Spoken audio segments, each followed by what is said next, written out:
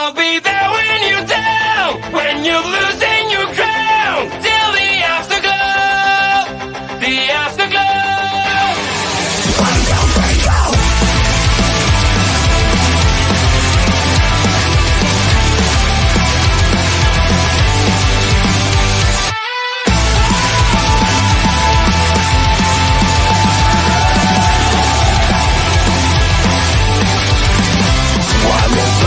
Fading away, you look so great when you gotta shine.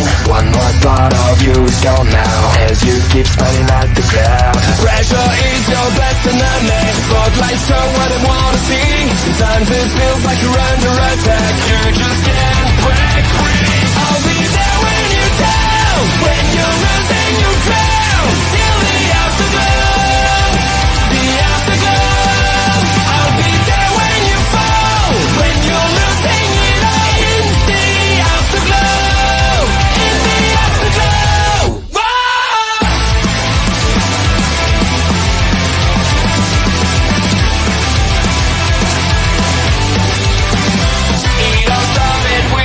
It all sounded like a dream. Remember how you kept on laughing, now you're trapped in your own skin. The anxiety growing. Ladies and gentlemen, it is Friday night. It is time for some Smackdown, coming to us live from the Barclay Center in Brooklyn. We've just seen Gunther walking into the arena. We've got Cody walking into the arena now. As tonight we are expecting a face-to-face from them. And there we got the Motor City Machine Guns coming into the arena as they get ready to take on DIY in the finals for the #1 Contenders Tag Team Championship matchup. DIY there walking in the arena right now.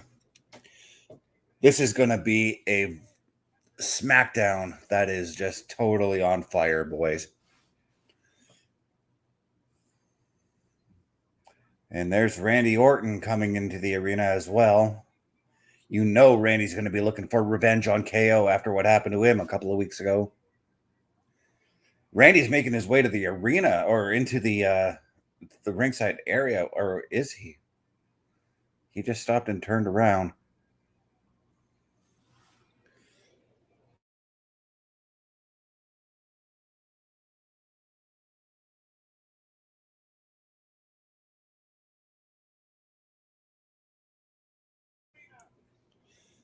Well, Randy Orton stopped in the gorilla position to confront Triple H, who was sitting there.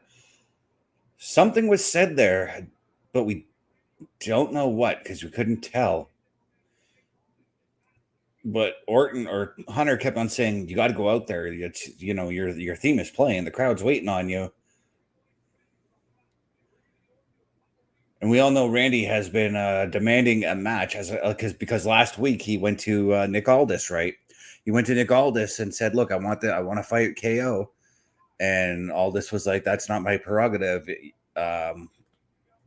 got to go. You got to go above me to do that." And he's like, "Oh, I will." And we obviously knew that meant he was going to go to Hunter.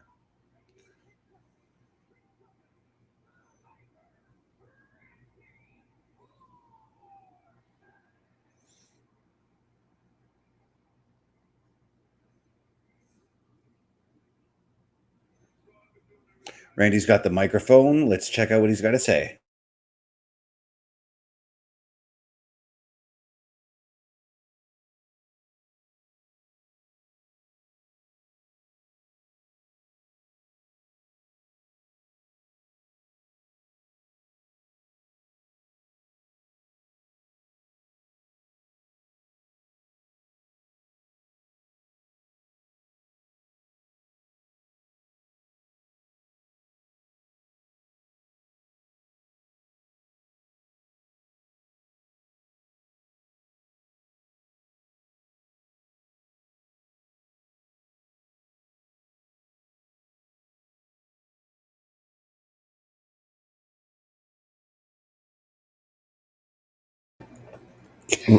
I was just going to say, our RKO Randy Orton just called out Triple H, and Hunter is making his way to the ring right now.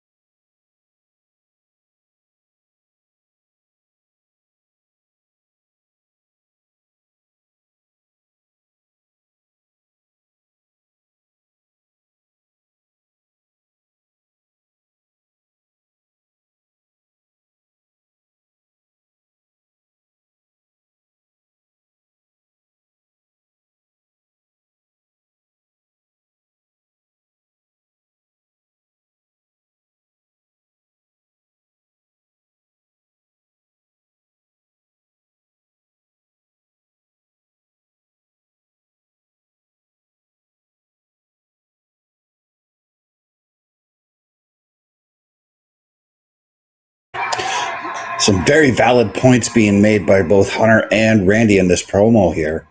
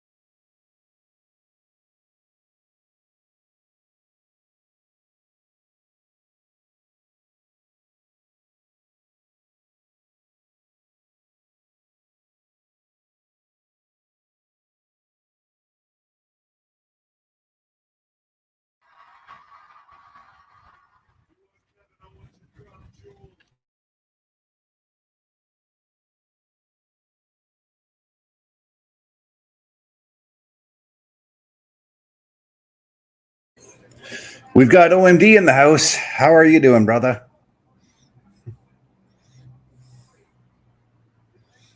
I'm all right. I was just waiting for the end of the promo. Did you catch all of the promo? No, I literally just got in as Triple H spoke, and then he was about to say something more when you jumped in to ask how I was doing, so I didn't hear it. Okay, so did you hear that Triple H made the match official? Yes, Okay. that part I heard. Okay. That's all I've heard. You've got to listen to that whole promo because it was pretty fire. It was I would imagine. It was a very emotionally driven promo. At first, Hunter denied Orton the match, Right. and then Orton just dug in, and got underneath his skin. First of all, it started off with Randy accusing Hunter of protecting Kevin Owens. But then Hunter was like, I'm not protecting Kevin Owens. I'm protecting you. Right. To which Orton was like, why? And then Hunter then goes, this is a Kevin Owens that finally trusted people. And in his eyes, he didn't turn on you or Cody. You and Cody turned on him. And then Orton gave that look like, that's not true. That's not how we view it, you know? Right. And then Orton was Hunter was like, so in that event, because we've never seen a Kevin Owens like this, I cannot for the life of me give you this match. Right. And then Orton goes, where's Triple H? I didn't ask for Paul Levesque. I asked for the game Triple H, not the COO. I asked for the Triple H that came to my house, threw me out my front window, and beat my ass in my front yard. Right. And then he goes, now put yourself in my shoes. Health aside, if Kevin Owens did this to you, would you not want to get your revenge? Right. To which Hunter then thought, yeah. You know what I mean? Yeah. And then that's where you would have came in and heard Hunter say, okay, you've got the match. Yeah, I literally heard, you want the match, you've got it. Mm-hmm. And we've got LA Knight making his way to the ring right now. I totally forgot. I totally forgot he was a special referee. Forgot to add that in the description for this match. Yes, we are getting match number 7, Andrade and Carmelo. And I hope that this is the blow off, the end of this. I don't need this carrying on any longer. I still think there's a new design on the belt, on the U.S. title.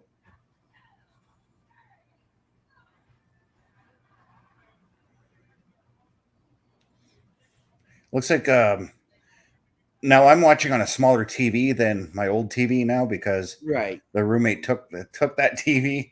But it was that stars on the belt that I saw. They've always been there. No, they haven't.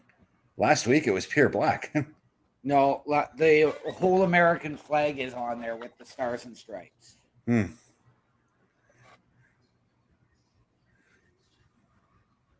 I'm talking on the leather strap. Oh, I didn't see the strap. I was just, as soon as you said there's a new design on the belt, I'm looking at the actual faceplate of the belt. Yeah, when I say that, I'm talking about the entire belt, you know? Yeah, no, I go straight for the faceplate. I don't think of the strap. I look, okay, the strap to me, it's just the buckles. Yeah, but that's still part of the belt. Anyways, I'm commercial break. I'm flipping over to the Greyhound game. Ooh, we're still winning. Greyhounds are up 2-1 on Ottawa right now. And they're wearing those god-awful black and red jerseys tonight.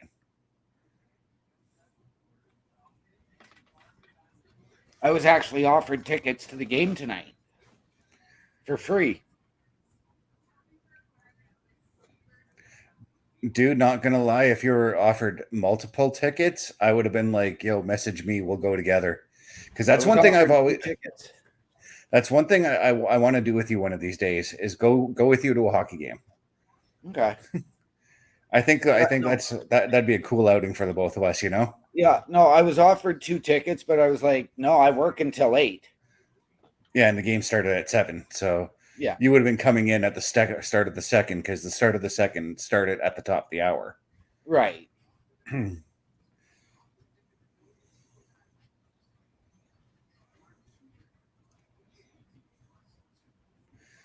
But no, we are up 2-1. There's about 9 minutes remaining in this period.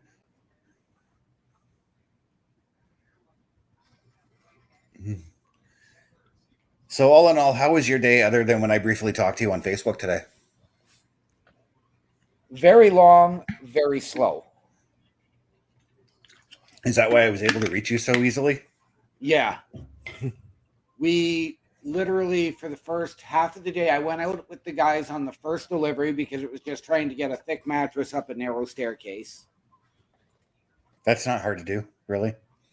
No. It is when the mattress is as wide as the stairs. Not even if you tipped it on the side? You couldn't tip it on the side because the mattress was as wide as the stairs. No, I mean, you could. There was no way of actually angling it. I mean, like tipping it on the side before you went up the stairs with it. Oh yeah, we did that, but it's still that thick. It was a 14-inch thick mattress. Oh, okay. One of those fat fuckers. Yeah, and that's 14 is average. We've had mattresses that are 18 inches. Mm-hmm. And then there was nobody in the store until after 1:30 in terms of customers. So I'll tell you, like, because I know that if I do get a box spring from you guys, like we were talking about today, it's going to be easy to deliver in my unit. So, yep. Because we've got the back bay loading area, right? And you just load it into the elevator, bring it up, you go, and I'm literally right outside the fifth floor. Right. The only angling problem you would have is trying to get it down my hallway. Unless I opened up like the bathroom door. Yeah. No, and in your case, I'm going to recommend potentially going with a platform. Oh, I know. I already settled on that. So if I do that, though, if I do get a platform, I want to find, and it's because it's been one of my dream beds to have, one of those platform beds with the drawers on it, you know? Well, those, like, I've got one, but it's like $700. Oh, yeah, then it's still going to be a dream of mine for now. And that's and the only one I have left is the one that's on the floor, and it's a queen. Yeah, and I have a double mattress, so yeah.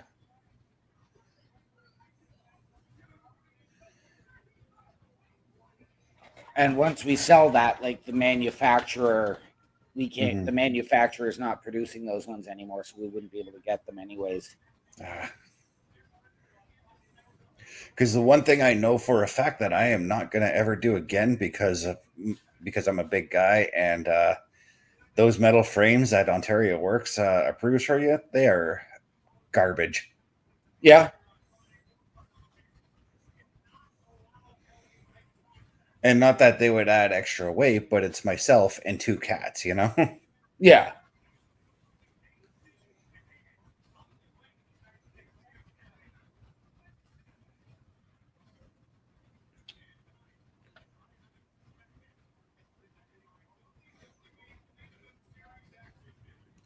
So I'm actually glad that we're starting off with this match. I was worried that we were going to start off with the Motor City Machine Guns match.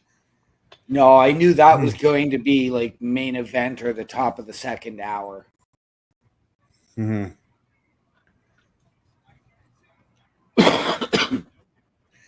Well, we're also getting Cody doing a face-to-face with Gunther tonight, and they're Right. both in the arena. So that's going to be probably... See, and I'm going to say this, because that's either going to be the top of the second hour or the main event segment. Yeah. And I'm wondering if we're going to get Jey's response to the Bloodline causing him to lose the Intercontinental title on Monday. Well, the only thing we can do is watch and find out. Yeah.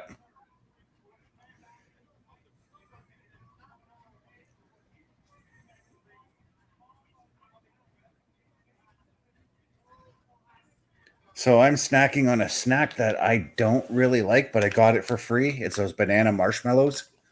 Oh, God, yes. Yeah. These ones are actually quite flavorful compared to the ones you usually get at Halloween, though.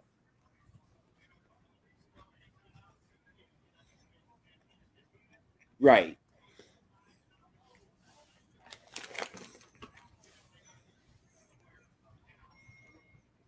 But I'm like, I want something to snack on. And I remembered when I went to get the free meal from Salvation Army, they gave me this. So a snack is a snack, right?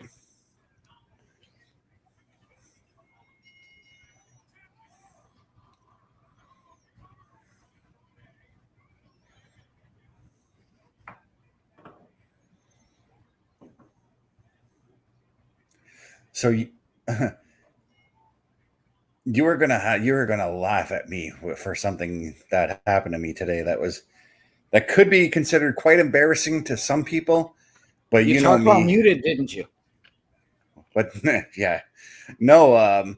So today, because I had to set up my old TV again to all my stuff, I called Shaw to get some assistance on getting, or Rogers to get some assistance on getting it done, just so I can make sure I was getting everything right. Right. I mostly wanted to I wanted to mostly pair my remote to the TV because I didn't have the codes for that anymore. I don't know where the instruction booklet for the remote went. And so we're like, okay, let's switch it over to the input and that you have the TV on. Switch it over to the input. I see that I'm getting no signal. I had the set-top box set up and plugged in, and that's the key word. I had it plugged in, or at least I thought I did. So we were there for, no word of a lie, 45 minutes figuring out why I couldn't get a signal, right? Yeah. We reset the box 3 or 4 times to try and get a ping off of it. On his end, it was reading that I didn't have the HDMI plug plugged in, because apparently I guess they can tell when you've got that stuff plugged in now. On my end, I was saying I had it plugged in because I did have an HDMI cord plugged in. Right. So for the 45 minutes that we sat there figuring it out, and I'm like, I went to go pull on the HDMI cord, the side of the HDMI that was plugged into the box. Right. And I pull and like, wait, it feels a little looser than it was. Like I could, because usually when you do that, you can feel the other end and where it's plugged in. Right. And so I pull at it and I'm like, oh my God, I feel like such a friggin' idiot. Right. The HDMI cord wasn't even plugged in the entire time. Oh, jeez. So, of course, me and the tech guy had a good laugh about that. I'm like, okay, let me get this plugged in correctly. And I'm like, I've got like 100 wires behind my TV, which is true. I've got like fucking fuck ton of wires there. Right. And yeah. I go to plug it in. There's my TV. I'm like, 45 minutes. He's like, you know what, though? I actually, in that 45 minutes, I appreciated that because I got like a nice break. Because, Right. like, I guess he had high call volume in the morning when I called him because it was like 1 o'clock in the afternoon when I called to talk to him. Right. And he's like, okay, do we have everything set up right? I'm like, yes. Yep. And then the positive side out of this is like, I'm like, okay, well, after I finished up, I'm like, okay, well, I got you on, while I've got you on the line, can we just double check my internet speeds? I just want to make sure I've got everything fine on that end too. Yep. And he's like, okay, we'll do this. Go to the Shaw Speed Test website, check it out, and then I'll do a ping on my side to see if I'm getting the numbers that you should be getting. And this laptop still doesn't give me the speed numbers that I Right. should be getting, but for whatever reason, everything still loads as fast as it should be. Right. And then he's like, well, that's friggin' weird. I'm like, well, yeah, this is an old laptop. So, and he's Right. like, okay, we'll just check the ping from your phone to see if you're getting the numbers there. And I was getting the numbers. Everything was clear there. And then he's like, so somewhere in the conversation, I heard you mention that you do a podcast. Right. And I'm like, yeah, I do. Let me give you our main channel. Right. And he searched us up. So if you're in here, the Rogers Tech Support guy, I can't remember your name. Hello, how are you?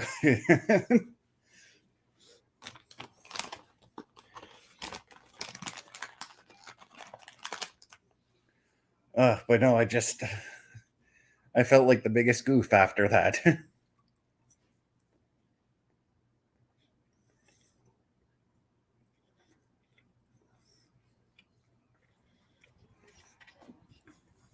Our biggest pain in the ass today Mm-hmm.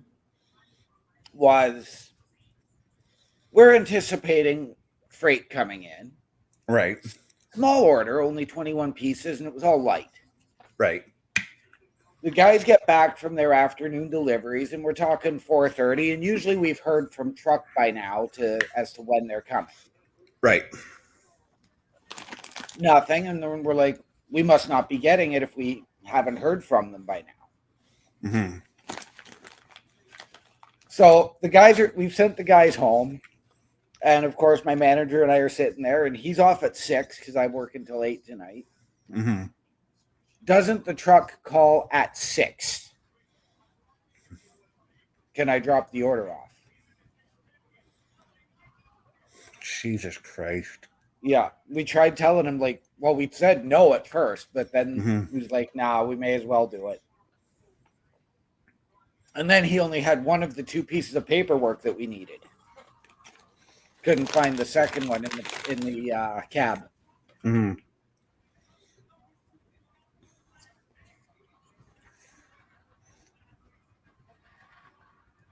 For fuck's sakes. Ottawa just tied it 2-2. I'm back to ringside action, so. Yeah, so am I.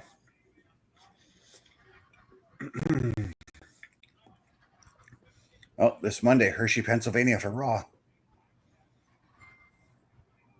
Okay.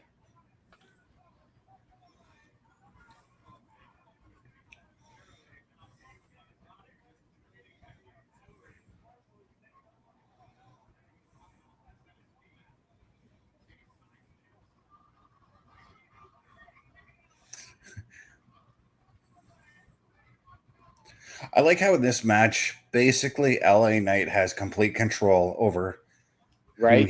who he wants to face, you know? Yeah.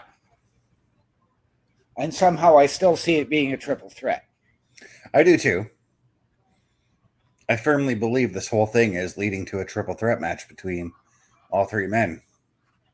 Yeah.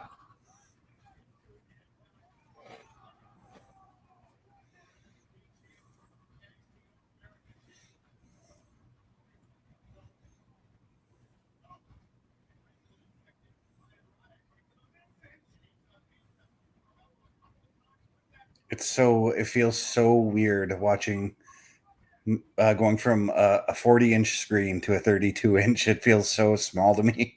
Right? But the weird thing about this TV that I'm watching it on is it's louder than the other TV. Yep. And this TV is almost 15 years old that I'm watching it on. Jesus.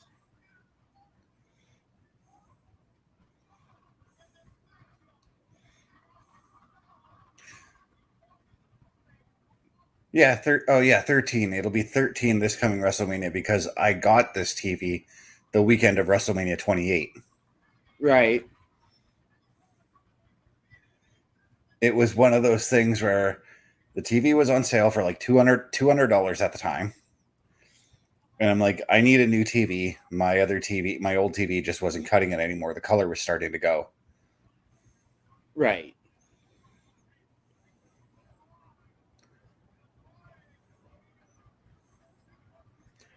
And we've got the shenanigans in this match now. Oh, yes.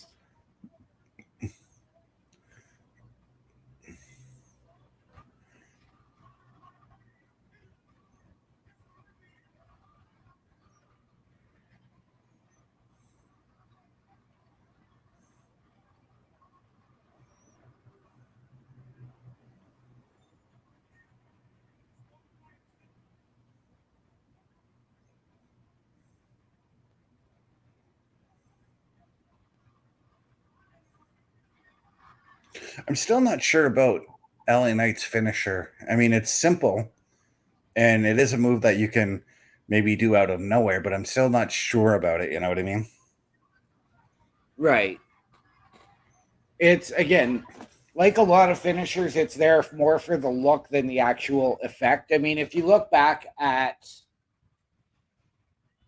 the original version of Dirty Deeds, as well as, and I mean, I know that was the same as EC3's finisher. It was simple, but all done for the look as opposed to really being anything spectacular. Yeah.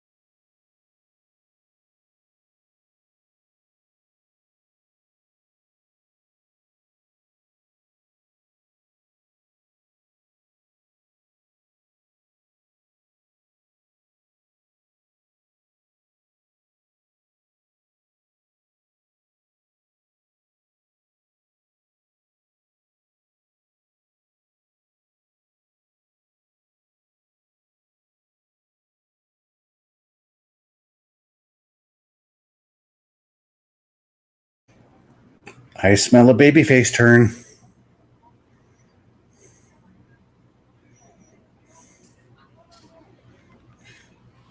You got to give it an extra 10, 15 seconds, bro, because every time I'm getting to the end of the promo, Parrish is just as bad for it. Right, but a lot of the stuff that was done in that promo was obvious, you know, the way they were treating Tiffy in that thing.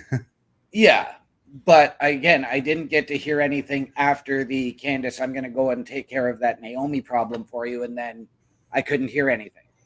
Yeah, I need that extra 10 to 15 seconds to hear all she said was, thank you, Tiffy. Take care of your Tiffy stuff or whatever, and then left. Oh. It was just goodbye, essentially.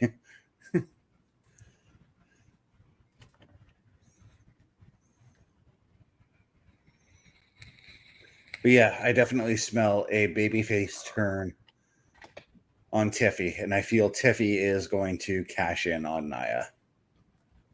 Oh, the babyface turn has been coming for quite some time. Mm-hmm.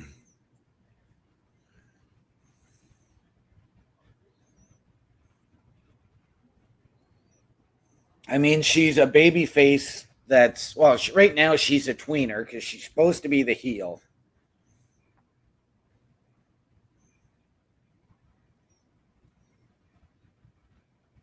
But really, ever since Elimination Chamber,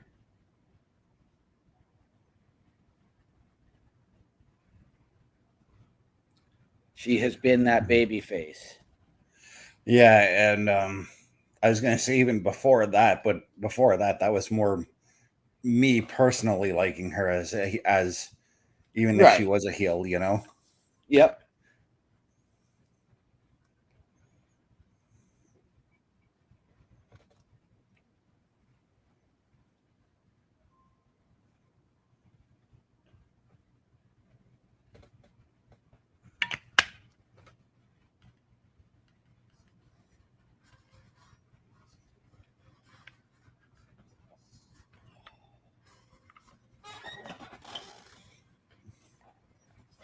So I have to admit, I am almost back to 100% health.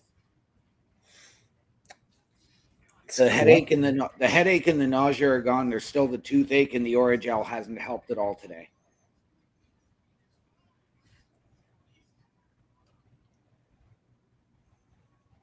Have you been drinking clear fluids today? No.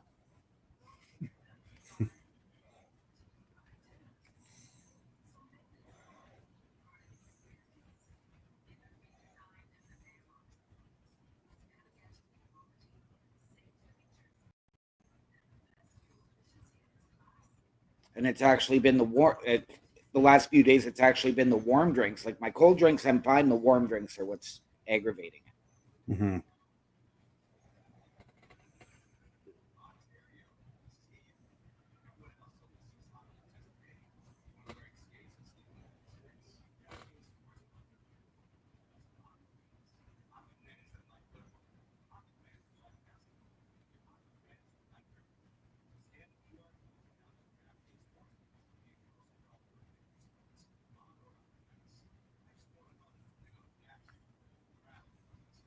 So we're at intermission for the Greyhound game. Oh.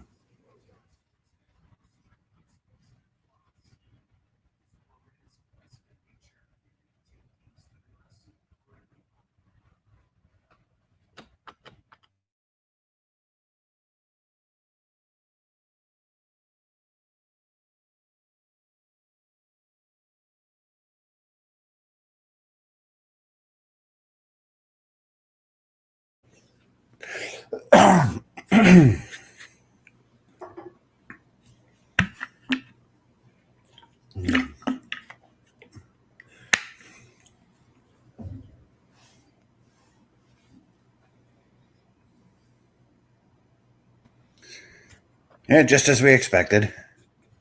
Yep.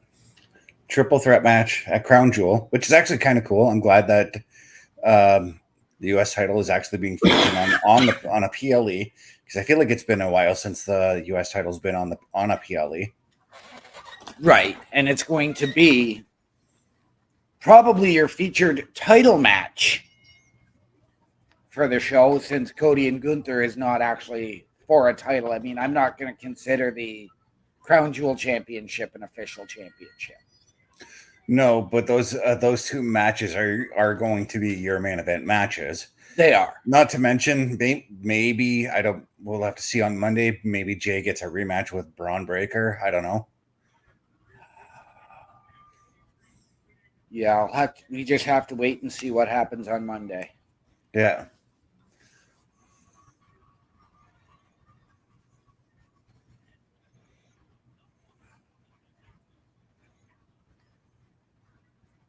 And I'm going to say this, I see Candice getting the win here because we have seen that sort of turn to the heel side for Naomi lately. And I think a loss to Candice might sort of be might be the real catalyst for it.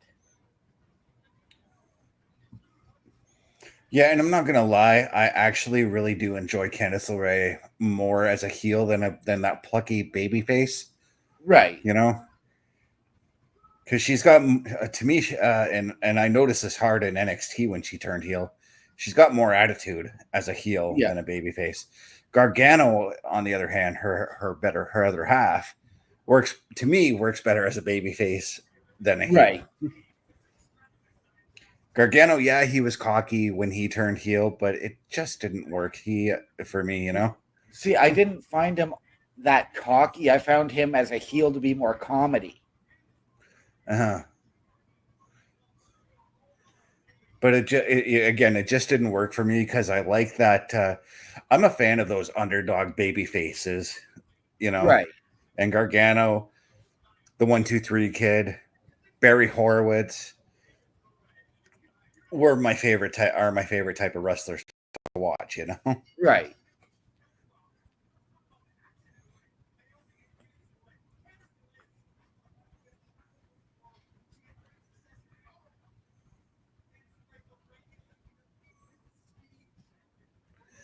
That's why no word of a lie. When the 95 house show that came to our city, Right. I marked out hard for the Barry Horowitz skip match. Right.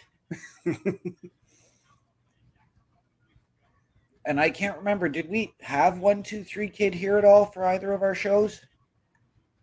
He was supposed to be at the 94 one because the original match on that card was supposed to be him versus Abe Knuckleball Schwartz.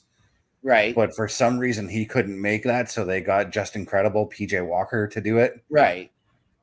And he was at the following show, and I believe he took on Jean-Pierre Lafitte that night. PCO as Yes. yeah. I was going to say, I don't remember Jean-Pierre Lafitte being here. Yeah, they were in the opening match.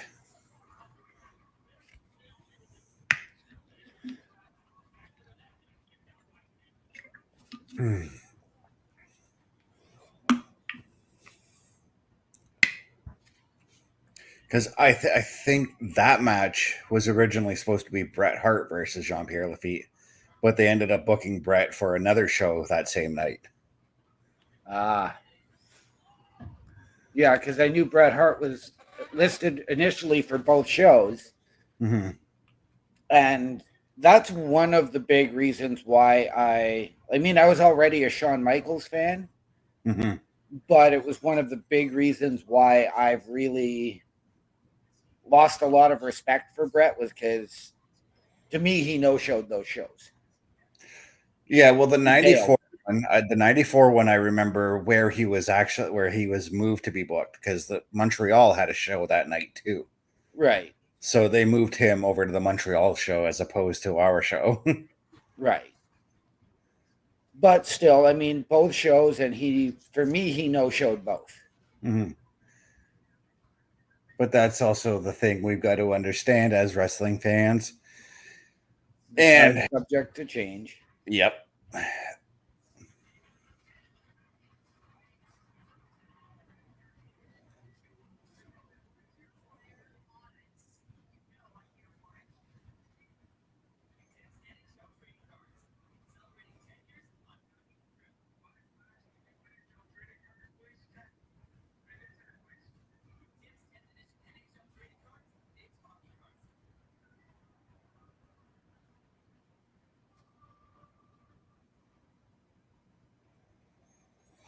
So I've already started rolling with some ideas for what I want to do for my new for my studio build that I'm going to be doing over the next several months. Nice. I got a pair of bookshelves from Walmart that I paid $55 each for. Right. I'm planning to go and buy a couple more, so that I can do some set deck, put up some of these guys behind me, put up some of my other WWE memorabilia, some of my hockey memorabilia up. And then I'm looking at some corner desks that I can take the 32-inch TV that I have here and put that in there to act as my monitor for when I do, maybe, I don't know, maybe I'm going to do Saturday Night Gaming, the PlayStation Showcase, all our podcast stuff anyways there. Right. I'm also going to be looking at getting another microphone setup to plug in there. Another, what was the other one? A full-on studio light kit setup as well. that I see on Amazon that I'm looking at getting with the green screen backdrop and everything like that. Nice. Like I'm planning to go fucking full out for this studio that I'm gonna build, you know. When it comes time and I can actually afford to get myself the new computer that I want that is at Staples, then I do want to get a green screen and take this stuff down, put the green screen up back here, even if it's running through the corners. Well, here's the other thing about the doing set decoration.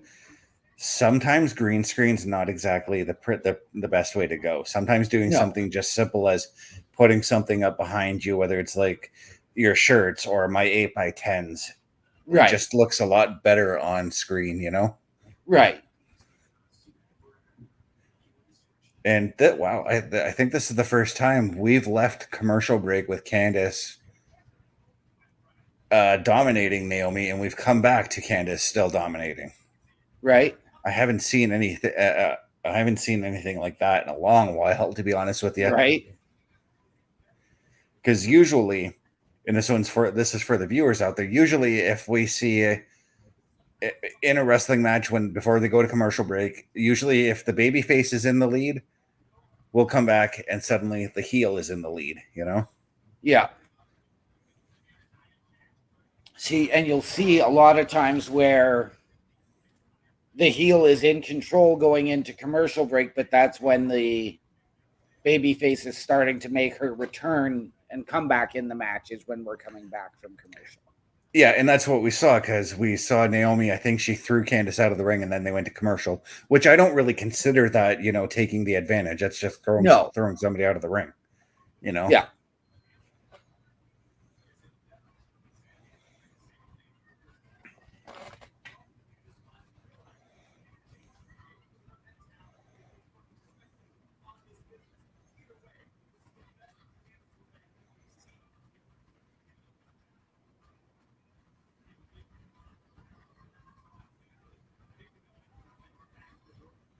Oh, and with those, another thing I was thinking about with those bookshelves, to really indulge in my nerdgasm, I've got a huge collection of VHS tapes too. Right. So, like, the plan is to not buy 2 bookshelves, but to at least buy 4 of them. Right. To put in that room that I can put some of my wrestling and hockey memorabilia on. Right. And then my movie collection to kind of showcase who I am, you know? Right. Another thing I'm looking at, and it's probably going to be among my more expensive things, but getting jerseys and memorabilia, that kind of memorabilia related to the sports teams that I like. Right. So, like, you may see a Sioux Greyhounds jersey hanging back there. And I'm saying that because I was actually looking at the cost of Sioux Greyhounds jerseys today. $400 for one my size.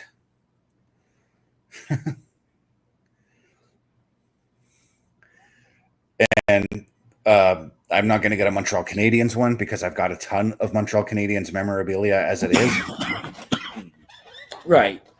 I've got collectible figures. Right. What you can do in situations like that is get a jersey that you're not necessarily going to wear, and then use that instead. Mr. Parrish, how are we doing, buddy? Not too bad. Who needs a jersey? Oh, I'm talking about what I'm going to be doing with my studio build over the next few months that I'm planning to put together. But we just got the finish of what was actually a pretty entertaining match between Candice LeRae and Naomi. Oh, you did. OMD didn't. Why do you always? Everybody always craps on OMD. We need to give them a second to get caught up, man. Yes, now I've got the finish. There you go. Well, I actually did what OMD told me to do and wait the 15 seconds. Okay, well, you got to wait more because my signal's buffered twice during this match. Well, you should have told me that. Every October, he also says this is our year, and so we got to give him a little bit more. No, I don't. I'm not a Cowboys fan. No, but you're a modern day Dolphins one, and as a modern day Saints one, it's about the same thing. Right. Yeah, I can't really say much about my Bengals either this year so far. So And, I mean, we get Tua back on Sunday, all for him to get a concussion on the third play of the game. Yeah, Thanksgiving's already passed, so the mashed potatoes should already go. yeah.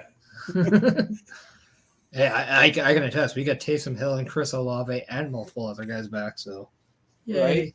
Except finally have weapons for Rattler. Yay.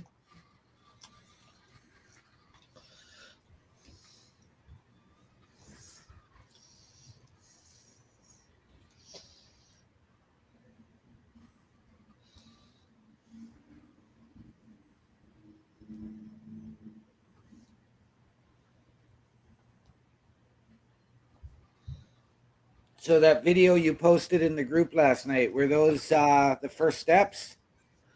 It was the first live ones for me. Mm-hmm.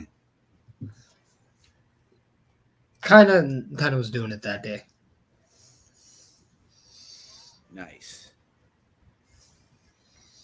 Everyone's like, "Oh, you're gonna be in trouble when he starts walking." I'm like, I've been getting them to try to do that for months now. And they're like, Right.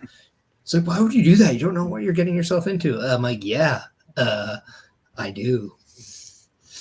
I'm getting a child that's actually ahead of the curve because Right. parenting. I mean, the guy's doing this 20 days after his first birthday. Well, I mean, admittedly, like when Shane took his first steps, Shane was 10 months old. Yeah. Mm-hmm. And we thought he was literally going to skip crawling and just go straight to walking. The best part is the speed. Right. It's awesome. Hey, my nephew also just had his first birthday, and not even about a week after, just as soon as he stood up, just boom, he's out. He's off and running to the races, you know?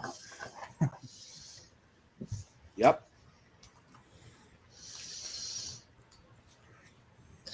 I mean, like he was doing like 4 or 5 steps at a time for like a good month or so. Right. But like this was like a full room. Yeah. Yeah.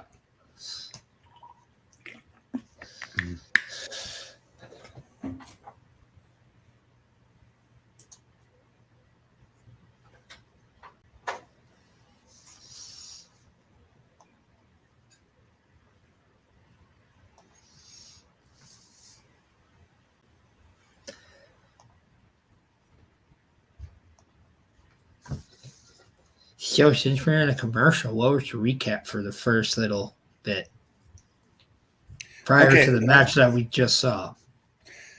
Okay, so we got Randy Orton coming out and demanding to have the match with KO. He calls out Triple H and brings him down to the ring. Triple H, sorry. Triple H then says, "I can't give you the match." Randy Orton then accuses Triple H that Triple H is protecting that Triple H is protecting Kevin Owens. Triple H goes, "No, I'm not protecting Kevin Owens. I'm protecting you from Kevin Owens." So Randy Orton was like, "Why?" Triple H then goes, "This is a Kevin Owens who had people that he trusted and he loved in you and Cody Rhodes. This, in his eyes, it was you and Cody who turned on Kevin Owens. This is a Kevin Owens we haven't seen yet. So this is why I'm protecting you." And then Randy was like, "That's not right at all. It was KO that turned on us." So then KO goes, "You know what? I asked for Triple H to come out, not Jean-Paul Levesque." Or Paul Levesque, as he said. Where is the game? Where is the Randy Orton that came to or where is the Triple H that came to my house, threw me out my front window, and beat me in my front yard? Where is that Triple H? Put yourself in my shoes. If KO did this to you, would you not want to get revenge on him? give me my match at Crown Jewel. And then Triple H was like, you know what? You got your match. Then we had Andrade and Carmelo in their best of 7. And that match ended in shenanigans with LA Knight beating on the both of them. Yeah, because he was a special referee, correct? Yeah. And so it's a triple threat match then. Exactly, because that's where I was getting to next. Because after the match, Nick Aldis cornered LA Knight and said, "Look, you wanted him. You were going to face either one of these guys, whoever won this match. So now it's going to be a triple threat at Crown Jewel."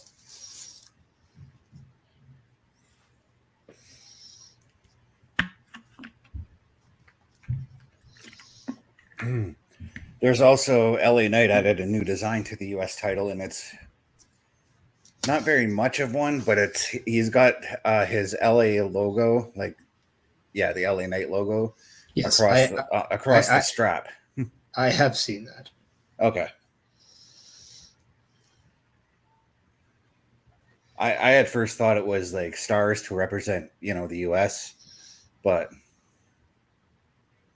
hey, Lin-Manuel Miranda's in the crowd. Who? Lin-Manuel Miranda, a legend in the Broadway world. I was going to say I've never heard of him, but he recently came out and said that he's a hardcore wrestling fan, and he loves Dominic Mysterio and what Dominic is doing these days.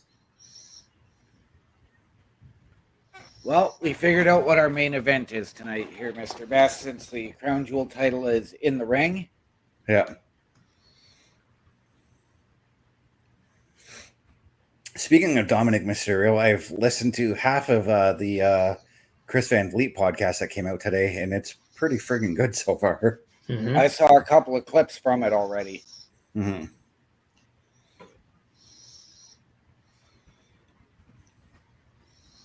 I like how it's like half kayfabe, half not for Dom when he's doing in that podcast. By chance, is SmackDown at all taped, or are they taping anything for later? I'm not sure. I know that they're live right now, so.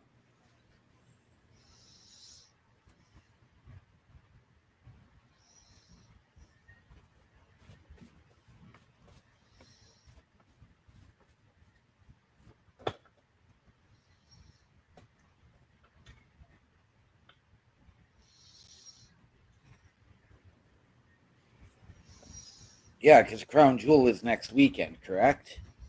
Yeah. Mm-hmm. Oh, you know what? I'd have to assume that they probably next week's SmackDown would probably be a taped episode.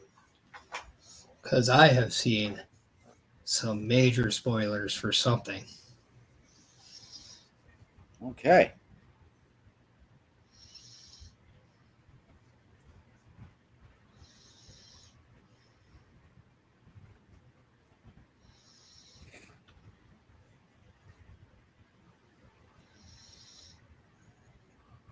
Yes, and now the reports of Elimination Chamber in Toronto, which I'm sort of waiting to see when that is made official. I was just going to say, because right now that's only just speculation from all the websites that are reporting it right now. Yeah, well, apparently it's now, apparently even WrestleMania at Wembley has fallen to the back burner, as Wembley is now trying to get the Super Bowl over WrestleMania.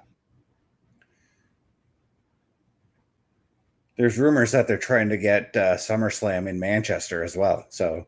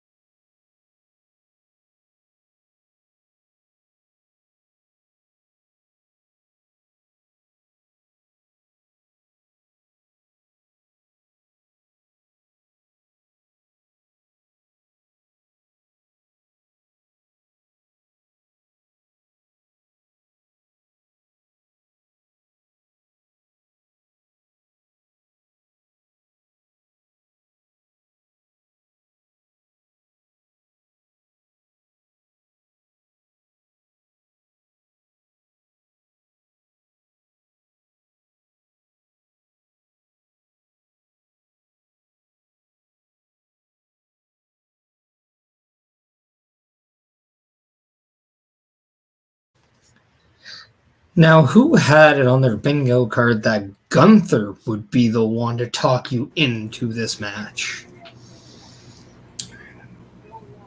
Not me, but I don't know if OMD did, because I'm wondering if OMD even knows what was even said during said promo. Now that he's actually paying attention.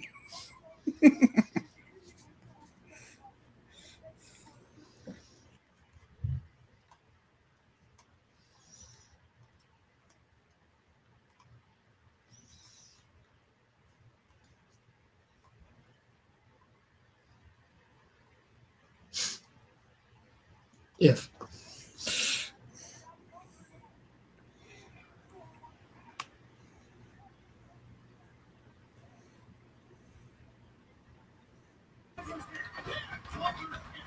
I heard the entire promo. I was still waiting for it to finish. Oh, yeah, no, I just thought maybe like 2.5 minutes of dead silence was enough. So I wanted to say something. Mm-hmm.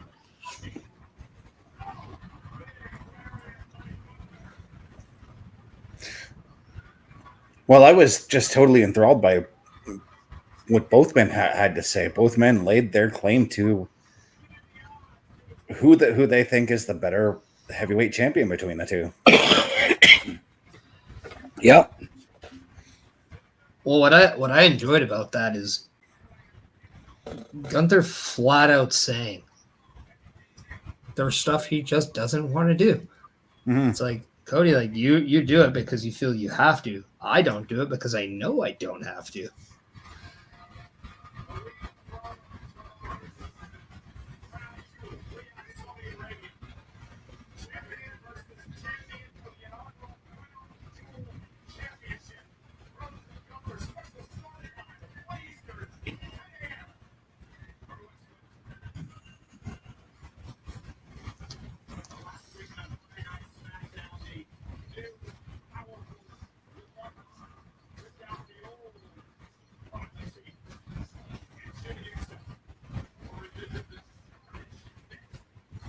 OMD, your TV is a bit loud. And I've turned it down to the point where I can barely hear it. So Do you do what I do? Like because I turn it down when there aren't promos, but I turn it up when the promos are happening. yeah, when the promos are happening, I have it turned up because I'm muted. Yeah. And then I turn it down. And I mean, even at a level of 9, I can barely hear it. Even when I'm sitting on the couch and I'm closer, I can barely hear it.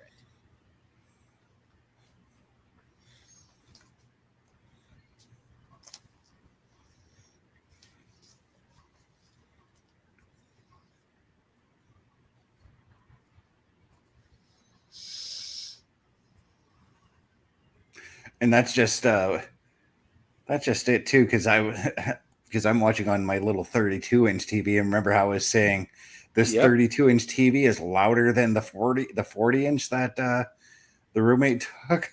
Yep. And there was a 50-inch on sale today for $100 on Marketplace. I saw that. I was going to message the owner about it, but I'm weighing my options. I was gonna because they have to see. I have to see if they can hold on to it for till Thursday, Right. and then yeah, it's probably one of those ones that if you wanted to do that, you'd have to put a deposit or something down. Mm-hmm. Greyhounds are up 3-2 now in the hockey game.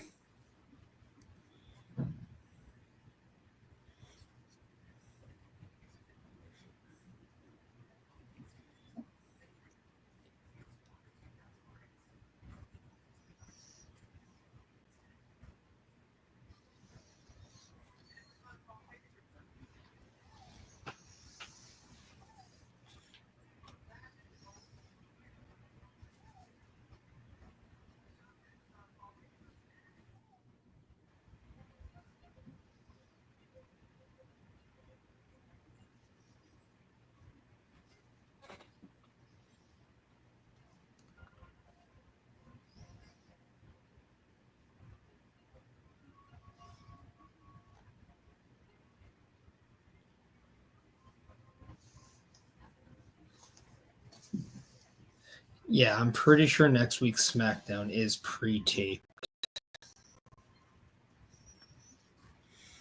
Yeah, I'm gonna assume that because I mean they're gonna be on that flight to Saudi anyways. So, and I believe that flight usually starts like they usually fly everybody out on like the Tuesday or something anyways.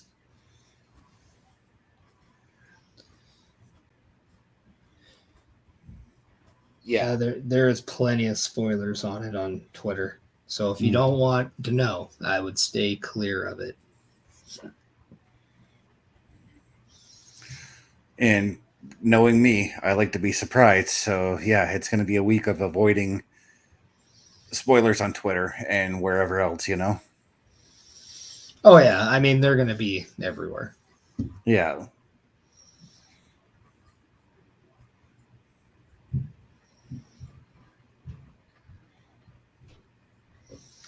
But as per WrestleOps, WWE is looking to hire a new director of music strategy and operations.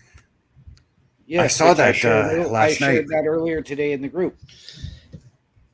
I honestly think they should just go to and do my idea and make good with Jim Johnston and get him to run a music division, just like you had with WWE Studios, the movie thing.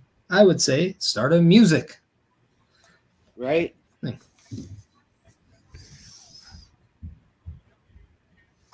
I mean, some years ago they did try to start their own music studio and only signed one band. Well, I mean, one, you can sign R-Truth. He does his own music. They've got Lillian Garcia now. Just think, maybe you could have done something with Samantha Irvin. Yep. And obviously, given that beautiful, sick diss track, All Ego Ethan Page put out an album. Right? Hell, over in TNA, they can probably get Joe Hendry to come in and do a song or do an album. Oh, they used to have a mogul who had his own record label called Hit Row at one point. Hey, they still have two of the four there. Yeah, they do. They still have half. They have the row part, maybe not the hit part. Or maybe they have the hit part and they don't have the row part. Who knows? Or maybe they just have the HOW and they're missing the ITR. I don't know.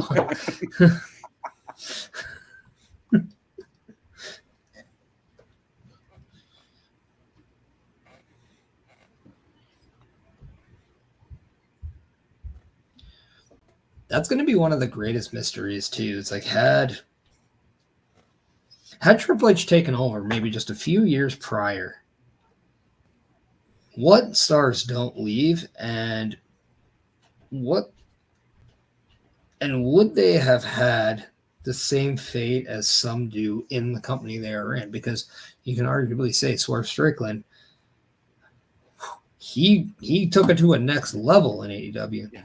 Mm-hmm. Would he have made there in WWE? I think everybody would say yeah, but you just never know. So right. I mean, and then you look at a guy like a Malachi Black or a Buddy Matthews who are pretty stagnant in AEW and were suffering the same fate. I think, would they have been tag team champions? Would they have been contending for a mid-card title? I think so. But again, you never know. Yeah. I also think about wrestlers that were signed but then left, like Eric Young, for instance, as well. Like, what could he have done? Well, we know what he would have done. Mm-hmm. Yep. But yeah. But I will be right back. I got to attend to something. Yep.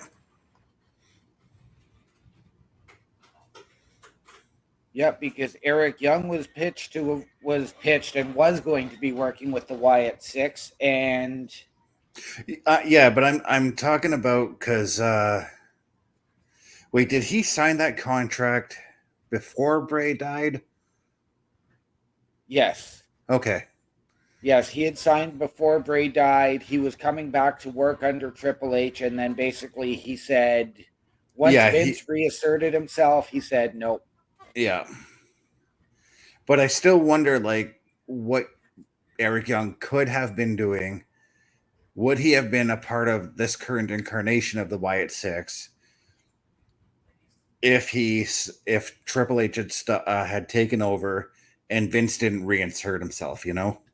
Yeah. And there was another, and I've just seen this in the past week, there was another tag team that had been handpicked to work with the Wyatt Six. But I can't remember who it is, and they're not even in the WWE. So right now, the tag matches now.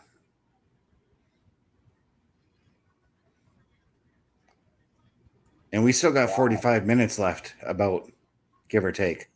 Well, so we're going to get this, and then we are going to get a Bloodline segment to end the show.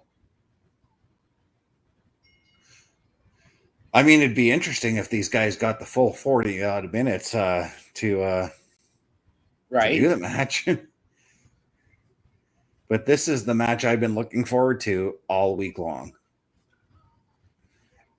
And that includes watching Impact. That includes watching NXT. That includes watching Raw.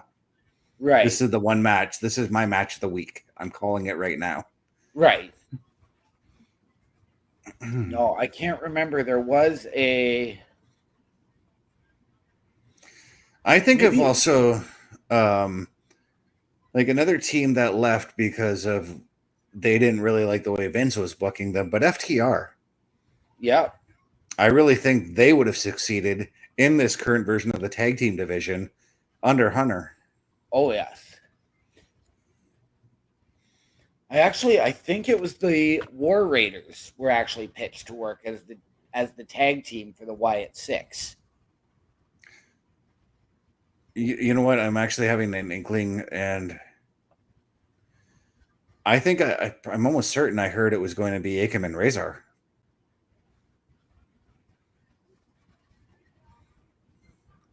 Because they had also signed around the same time Eric Young did, remember?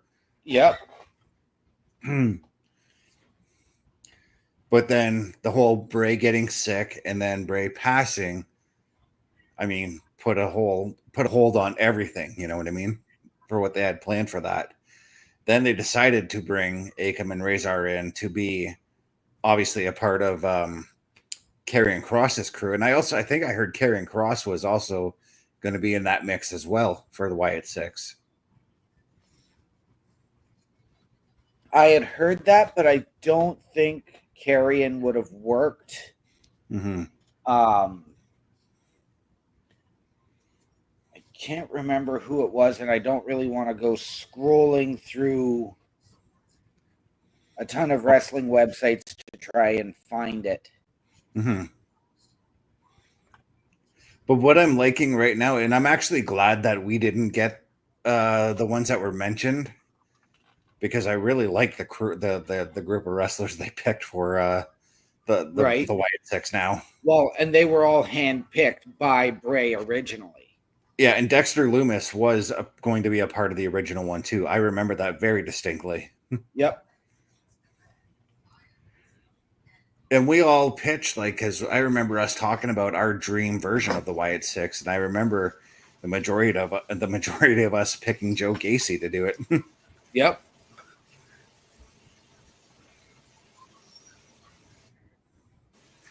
Welcome back, Mr. Parrish. Thank you.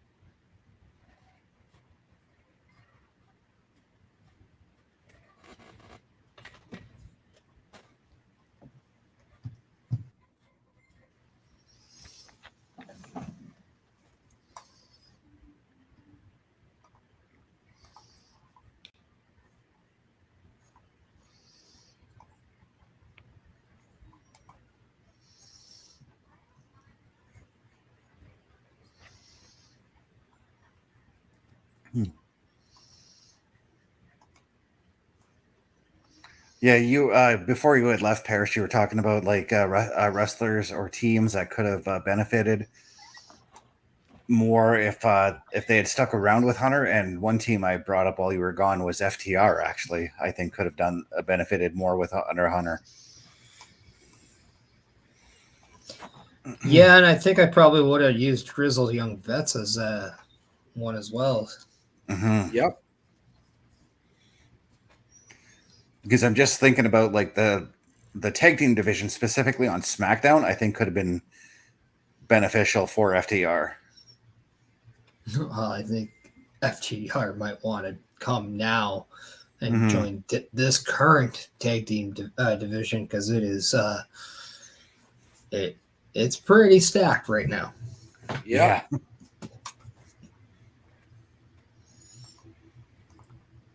And it's funny and then that the fact that DIY used the Shatter Machine. Well, I don't think they would be using that for sure. If yeah. It's funny we're talking about the tag team division, and I just got a commercial for Raw promoting their tag team title, number one contenders tournament going on right now. Right. Well, that's just the thing. There's an emphasis on tag team wrestling right now in the WWE, just like this Sunday on the Chris Parrish podcast. I will be talking at a little length about the current state of WWE's tag team divisions. Mm-hmm.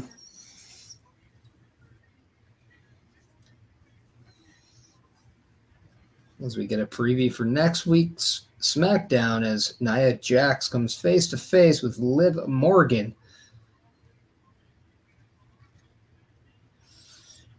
And that we have tag team action of Imperium versus Randy Orton and Cody Rhodes. And we're also getting fatal four-way action with Bianca, Io Sky, and Piper Niven. And I missed who the fourth one was, but it's either Jakara Jackson or Lash Legend. It is Lash Legend versus Piper versus Io Sky versus Bianca Belair. LA Sky is non-existent. Well, it is if you're in the California area. True.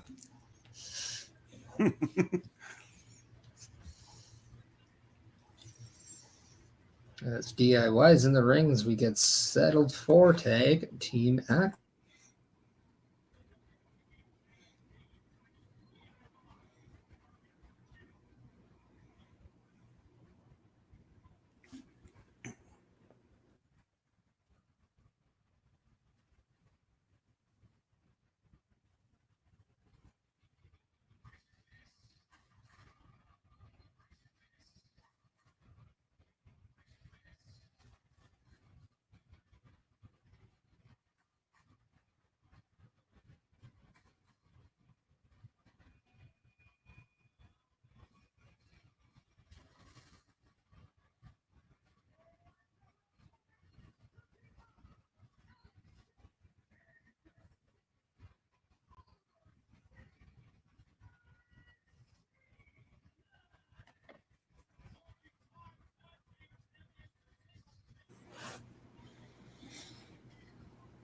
I was trying to get a good listen on Motor City Machine Gun's theme song, but Michael Cole started talking and I couldn't hear it. I like how you say that, and it was probably going for OMD. Yeah. No, I know. I still prefer, and it's probably more because I'm used to it, their TNA theme better, but the overall entrance for them here is a little bit better than the entrance in TNA. OMD. Yo. Raise your fist. Raise your fist. I know they say that 100 times.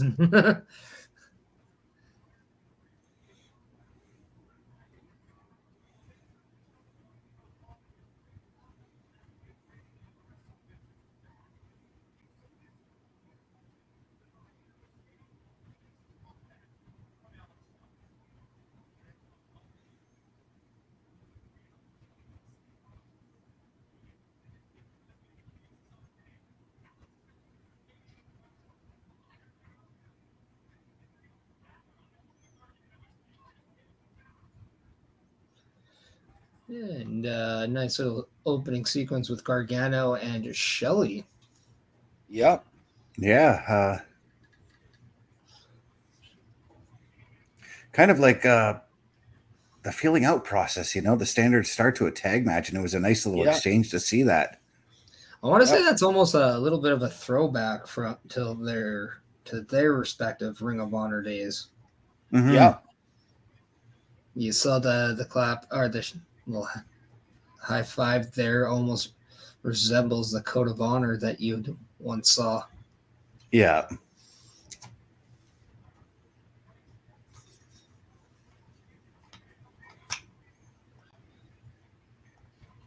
Kind of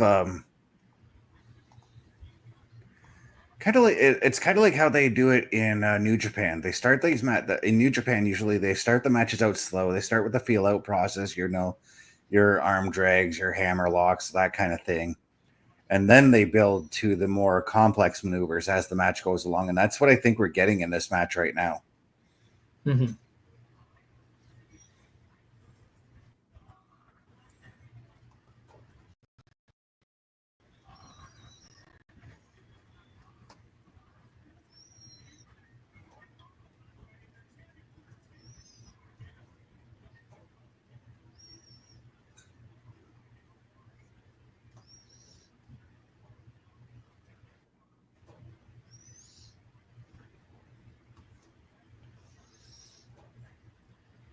I think the only thing because this is going to be a fantastic match. I think the only thing that would make this better is if it was a triple threat with the War Raiders, and then you get that classic Ring of Honor match.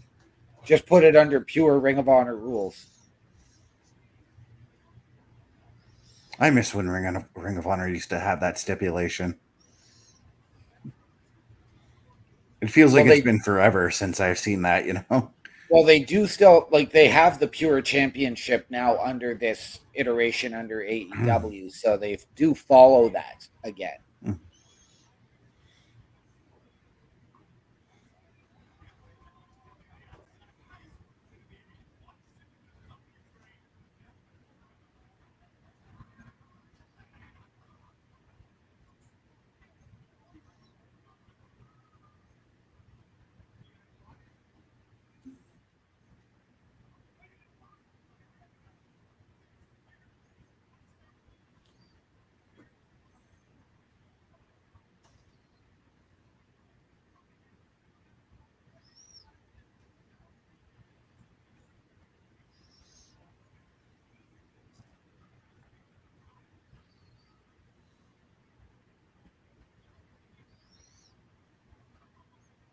The homage to Barry Horowitz with the pats on the back. I was just going to say it's funny that they do that because earlier in the show, you and I were talking about Barry Horowitz.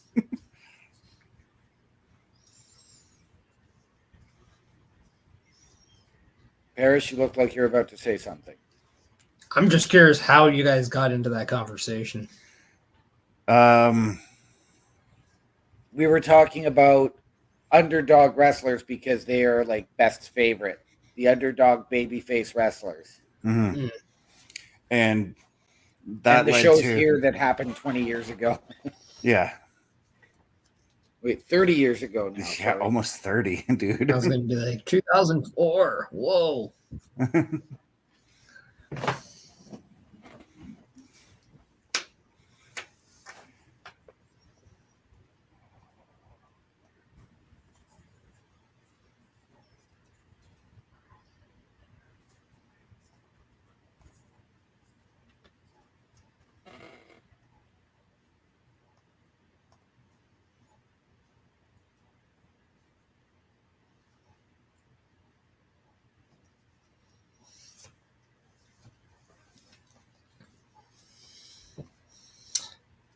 Now, does everybody unanimously have Motor City Machine Guns winning this match?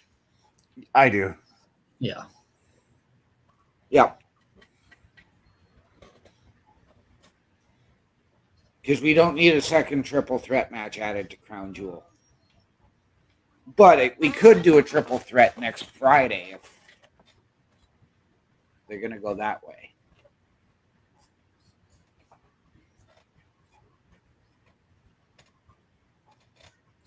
Because we have forgotten about the Street Profits and how they lost their match to DIY last week. So we don't know if there's going to be interference.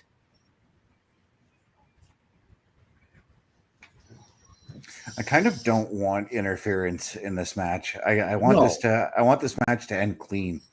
You know, Right. Well, I just don't see why there would be. When Well, did you see how the match ended last week between DIY and the Street Profits? remind us how that finish happened. There was the double pin, and Yeah. it was Gargano that got the pin, and Montez wasn't the legal man. So Yeah. even though he thought that they had won, so that's why we could see a potential heel turn from the Profits. But at the same time, Jessica Carr clearly explained to them why she Yep. didn't count him, you know? Oh, I know. yeah, it's not like the Street Profits got screwed. No. It was the Street Profits that made a in-town blunder, and it was Ciampa that was the smart The legal one there. man. Yeah. Yeah. Well, he just knew who was the legal man. Yeah. Yeah. So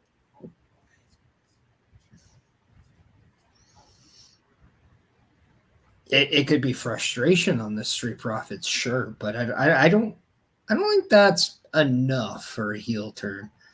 No, it'd be enough though to say that let's say DIY takes us and then they win the tag titles. It'd be enough for the Street Profits to say, "Hey, we'd like a shot at your title," you know? Yeah.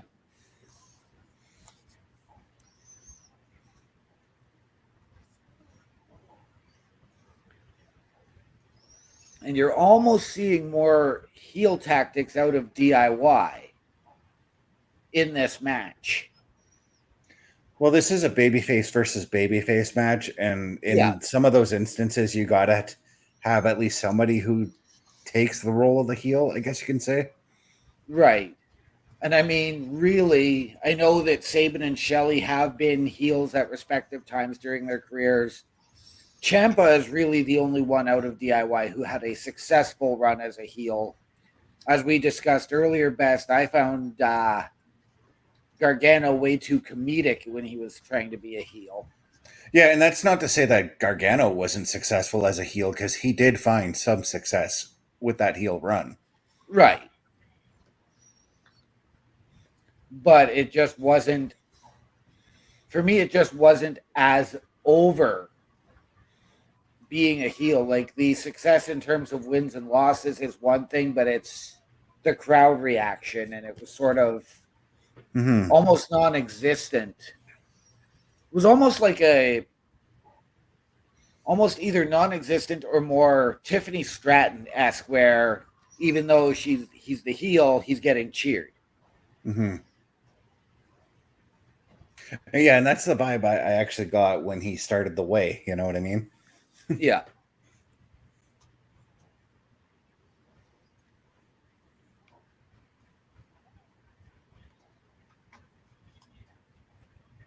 Which, by the way, was a fun heel stable. I actually really liked them, and that's why, again, on the main roster, before Dexter Lumis joined the Wyatt Six, a lot of us wanted that reuniting of the way. Right.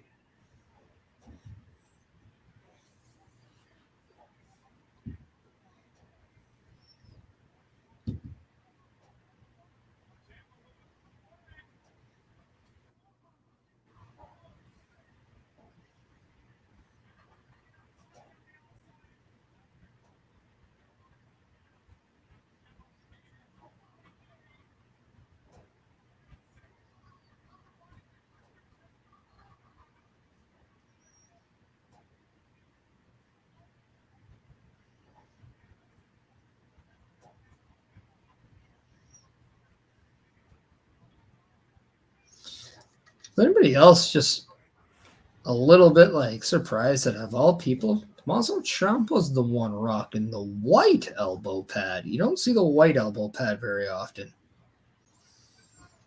No, I but didn't even notice. I actually like that color against what he's wearing for his trunks too. You know. Well, he's basically wearing America colors just with some black in it. Yeah.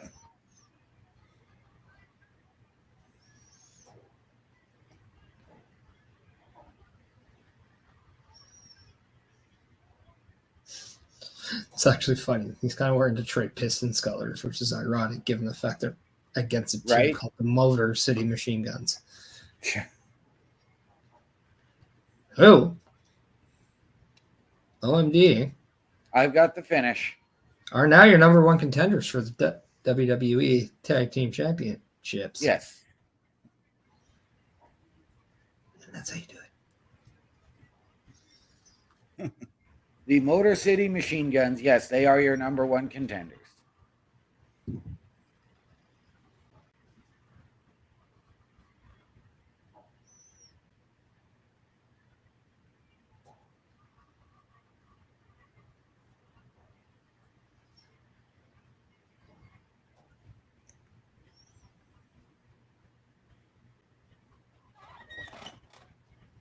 And at 9:40, we've got to wonder what is going to be next. What is going to be that main event segment?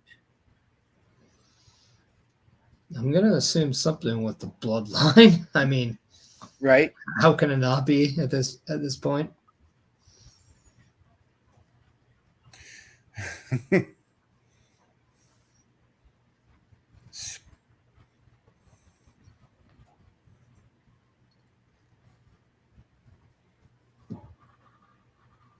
Speak of the Devils. This is a different way of say their name and they will appear. Yeah. Right.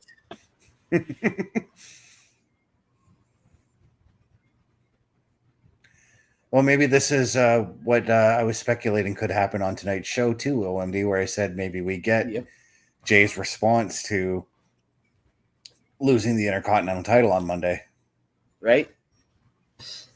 Now, we're in commercial, and right before that, we saw Solo Sikoa and the Bloodline come out, and I noticed that both the Bloodlines are in gear. Yes. We have time. Could we potentially see a tag team title match? That is another possibility. It is. I don't see it.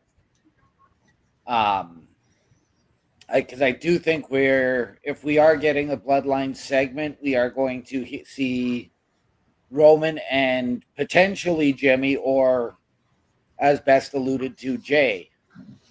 Would this not be the right time then for Roman and Jay then to get involved in Bloodline business? And you also have Jay get involved and they cost the Bloodline the tag titles, just like the Bloodline cost Jay his IC title, and it's a little bit of revenge from last week for Jay. Right. Roman. And you could do that. I just don't think you're going to... I'm not a big fan of doing these like back-to-back matches, so I'd like to see the Guns get the rest of the show off, and then next week they get their match. I do like where Parrish is going with this, though. So do I.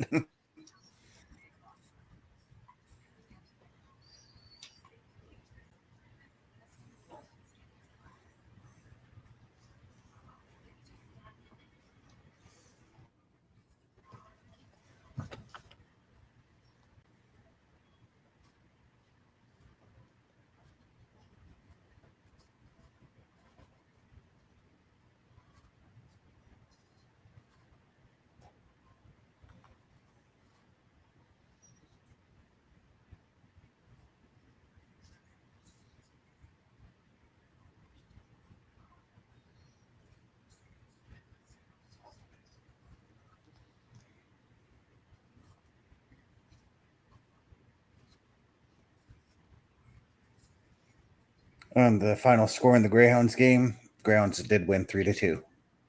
Okay. Congratulations to the Greyhounds. Well, they beat the Ottawa 67s, and the 67s haven't been a good squad in a while, so...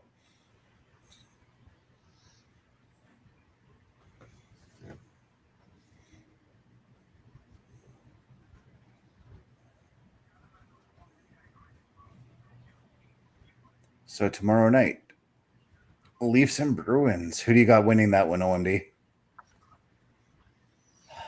I got the Bruins winning. I got the Leafs winning 4-1. I want the Leafs to win, and I think they're probably going to play up. It's going to be a closer game than the last two have for the Leafs. But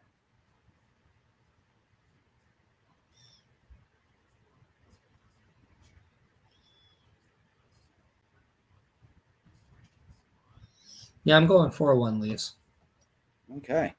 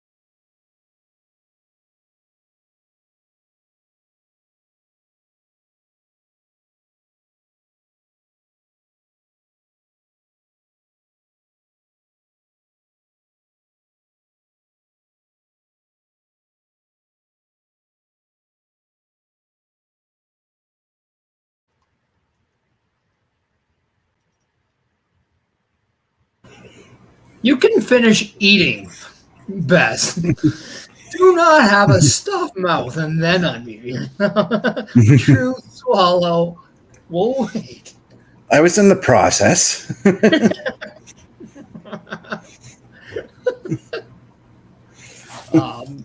So we have a title match. We do. My signal completely froze as soon as Alex Shelley started to speak, so I had to go find another feed. When we came back and we saw Nick Aldis and a plethora of microphones, you kind of just could tell, right? Yeah.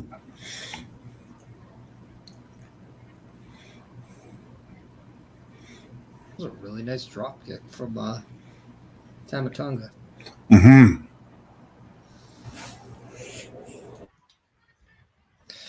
Now, we talk a lot about Solo Sikoa. Like, I think he is a future world champion down the road. I think Jacob Fatu is a future world champion down the road. I think Tamatonga is a future mid-card champion within the next 2 years. Yeah.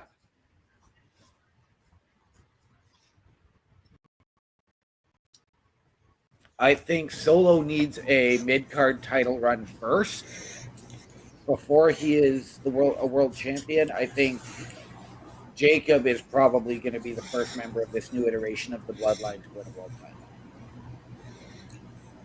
Whereas, I mean, technically Solo has won a mid-card title. He was the North American champion for about a week. And then it was over. And then, of all people, he had the rule saying, "Oh no, since you're the main roster, you cannot be the NXT champion." And then you see like Dom Mysterio just have it for like 6 months, right? Yep.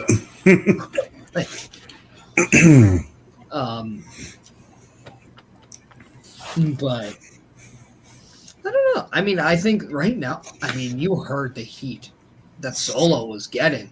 Yeah. Yeah. Imagine the heat if he was the guy that beat Cody. We'd be approaching Dom levels of heat there. He was getting there because Brooklyn was not giving him much opportunities to speak. Yeah. So I don't know. I think Solo is like that hidden gem right now, where if you give him a shot right now, I mean, and I go back to Damian Priest, where you were on the fence of whether or not it was a good idea to put the rocket on him right with that Money in the Bank, and then you did, and then you were pleasantly surprised with what you got, and then in fact, when the time came for him to drop the title to Drew McIntyre at WrestleMania 40. We kind of thought maybe it wasn't the right time for him to lose the title. Mm-hmm. So it was Priest that Drew dropped it to Priest at Mania. Yeah, but we just anyway. What we meant is it's just we weren't ready for Priest to lose the title, right? After not knowing whether or not he was ready to be champion, right? Who's to say Solo Sikoa? And OMD, come on, don't let facts get in the way of a good story here, right? I'm with you. Like I've thought for a long time Solo should be champion. I know there was a point where, everybody bitched about Roman's title reign, but you know what? I absolutely loved his title reign. Yes, I was ready for Roman to lose it, but at the same time I wasn't. I think we had built ourselves, and I think WrestleMania 39 was a very underrated moment of his title run. Mm-hmm. As well,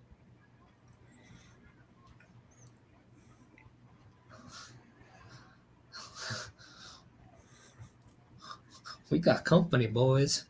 We do. We do.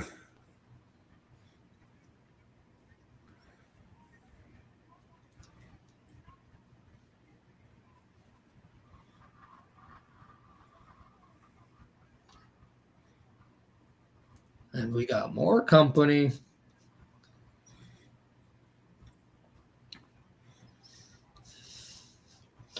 All right, Roman, don't worry. I mean, we only have a time limit on the show here. Take your time, man.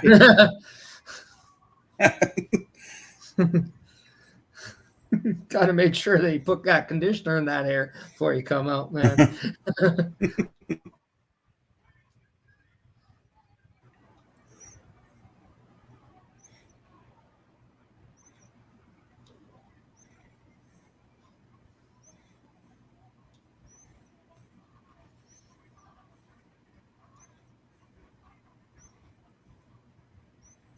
Well, now the numbers game has been taken away for Tamatonga and Tongaloa. Yeah. Yep.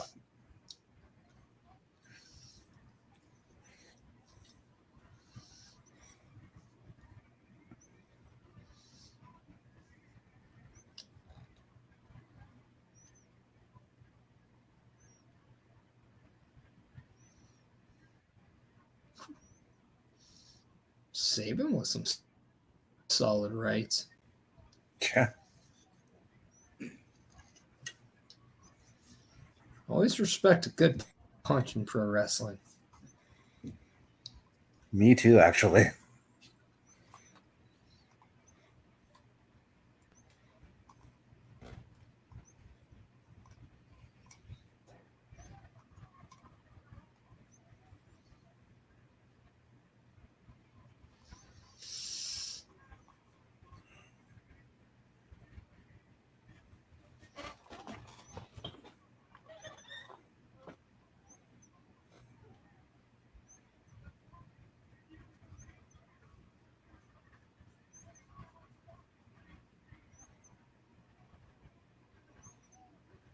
There's Jay.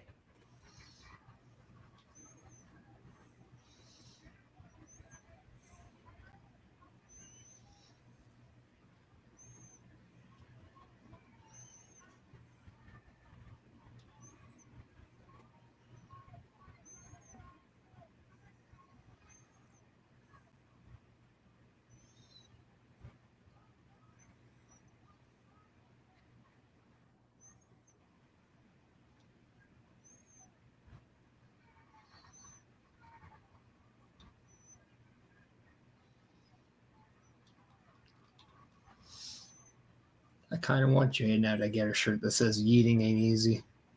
Right?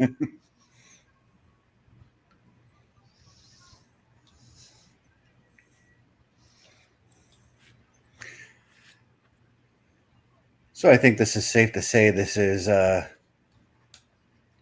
Jay, Jimmy, and Roman formally teaming up now. OMD, did you get the finish to the match? I have the finish. Well then. You called it.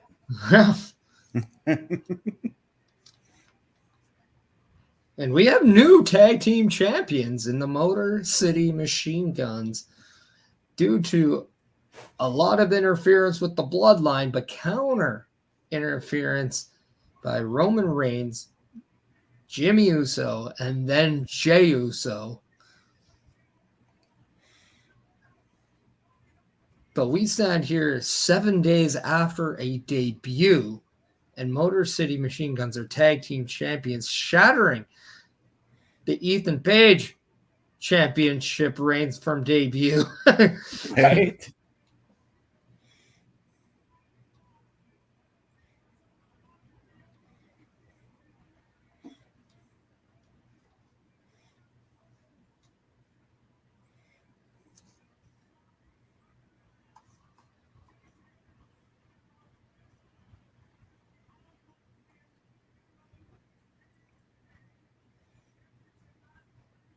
And the funny thing is, like, a lot of people are probably going to be like, this is just them attaching the rocket to the Motor City Machine Guns. But to me, it really doesn't feel that way. No. No, I think what it does is it separates the tag team titles away from the bigger story with the Bloodline, and then it allows them to also go forward with the tag team titles in the tag team division. And now you have the Motor City Machine Guns as that charge. I mean, you could say they are putting the rocket on them, but why not? I mean, Right. if there's a team to do so, it is the Motor City Machine Guns. Absolutely. And in a weird way now, Motor City Machine Guns are tag champions, ironically enough, because of the Usos. Yeah. So could that be a future seed planted between the Usos and Motor City Machine Guns? Right. That's going to be a hell of a match if that does happen. Yeah, with the Motor City Machine Guns, as long as they have been around, this is really not strapping the rocket ship to them. This is a well-established, well-respected tag team throughout the entire industry. So yeah, who better to put it on than them? Yeah.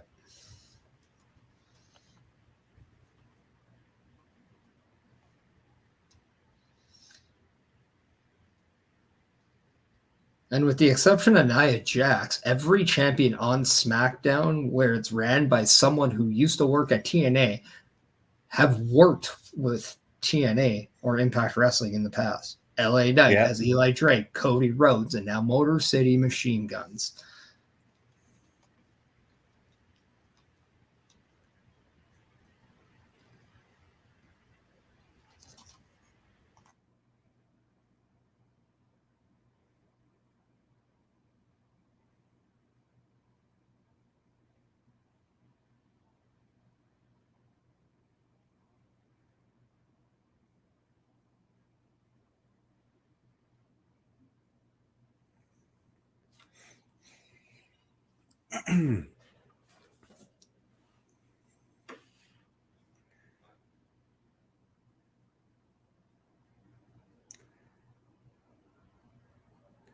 And that's a wrap on SmackDown on my end. I am cleared. Me too. So there it is. I mean, it's the Usos are back together, but there was kind of a weird look from Roman towards the end. It was that more of a look like maybe I should trust Jey again. I think it's more of a look of potential relief. Mm-hmm. It's clarity. Also, when you have to think about Roman Reigns, maybe you can say that maybe he's humbled himself a little bit in this return, but maybe he's also looking at things in a different perception as well, because he is opening up the idea of listening to Jey more as he has. Something that he didn't do before. Right. I think you're seeing that, but I think you're also seeing sort of the trepidation because, okay, now what have I done? Like, now my cousins are aligned, but now are they with me? Even though Jimmy has said, I'm acknowledging you, Jey hasn't officially said it. Jey is back with Jimmy. Does he also look at Jimmy Uso now a little differently, knowing that it was Jimmy Uso who said, look, we need to help. We need to bring Jey back. And then at first, it was easy to say, well, no, he doesn't want to be back when he had those brief encounters. But all it did was take time. And then now that he sees that it's back, maybe he does trust the wording of Jimmy a little bit more. Right. Because now that he sees the unity there, maybe he's starting to see that there is unity, and maybe he's starting to feel a little bit more appreciative of the family that he had, and that maybe he is seeing in his own eyes that his family is giving him the second chance. Right. Yeah. Because he knows that during his iconic title run and the initial Bloodline before WrestleMania, he was the reason why it all fell apart. So right, there could just be a lot of mixed emotions with Roman Reigns right now. Yeah. And I am wondering now, what is the next step? Right. Is it just Roman acknowledging Jey, or is it Roman now seeing that he has to bring the band back together? Right. Yeah, and that's where I want to go with next is does Roman send Jimmy or Jey to talk to Sammy? Which one does he send? Probably the guy that works on Raw. Yeah, that's got to be Jey. And I was going to say, do we go with Sammy as the coming back? Now, do we see him as the honorary Hooster? Do we see them fully indoctrinate him and say, no, you're a part of this family? Or do we see a Hikuleo or a Zilla? It's really tough to say. I think if you're going to go back to that, I mean, technically this is the original Bloodline. If you remember Roman Reigns with the Usos years before the Bloodline was really the Bloodline as we know it.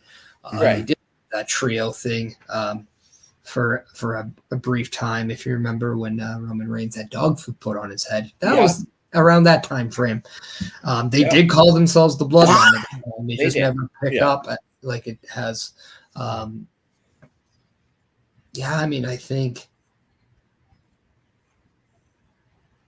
with both Jimmy and Jey being in the good books of Sammy, I could see that being the next move. Right. And I could see Roman having issues with it. I could see potentially Sammy having issues with it. And then that would be a great way to unify the whole team when you bring back Paul Heyman. Now, and he has to be the glue. I was going to say, do we get Paul back? The other thing, and I'm going to suggest this, because when they drafted Jimmy and Jey to separate brands, Jey was wearing the blue on Raw, Jimmy wearing the red on SmackDown. If we go to this iteration of the OG Bloodline on Raw, do they change their colors to the blue and black on Raw like Jey did, while Solo and this Bloodline keep the red and black on SmackDown? I mean, if we're talking Bloodline, I think Bloodline just has one color palette, right? Mm-hmm. So I think if you're going to do Bloodline versus Bloodline, you have to go all out. The Bloodline was, as we know it, like what we see Solo's iteration of the Bloodline. But why does the OG Bloodline, and maybe that's what they call them, maybe it's I mean, I don't know what they would call it. I mean, you have OTC for Roman. Maybe you have the I don't know what, like maybe it is OG Bloodline. But I would say they do the same thing, and then you just have a complete turf war between the two bloodlines. Right. And be like, winner take all. Right.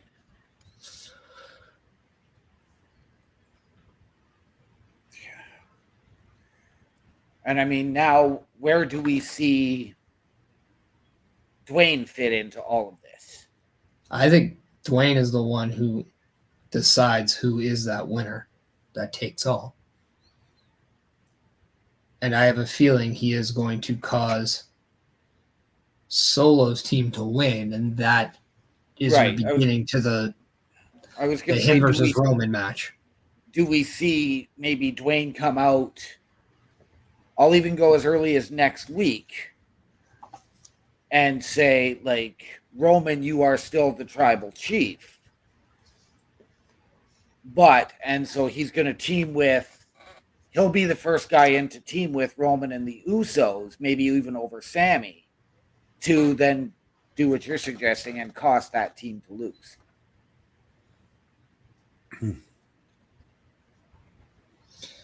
So, I mean, that's going to be kind of what we see. And like, I think that's the intriguing part of the Bloodline story, is there's always something else that